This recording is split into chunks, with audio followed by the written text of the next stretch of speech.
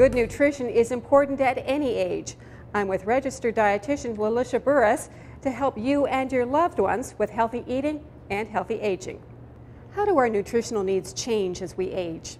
Well, as we get older, there are some nutrients that we need to focus on more. So for example, calcium, vitamin D, and vitamin B12 all become more important as we age. What are some of the concerns that you hear from seniors? Well, we get questions about seniors who are now cooking for one or two, whereas before they might have been accustomed to cooking for a family of 4 or 5. So they're struggling with how to eat healthy meals, still get variety while cooking for a smaller number of people. And at EatRight Ontario, we do have menus and recipe ideas specifically for cooking for 1 or 2. Everybody's different. How can dietitians help older people gauge their own needs?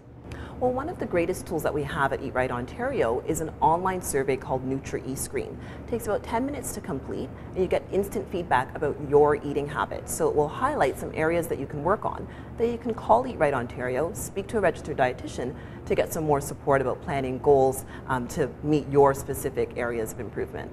For more information and other healthy eating tips, visit eatrightontario.ca or call 1-877-510-5102.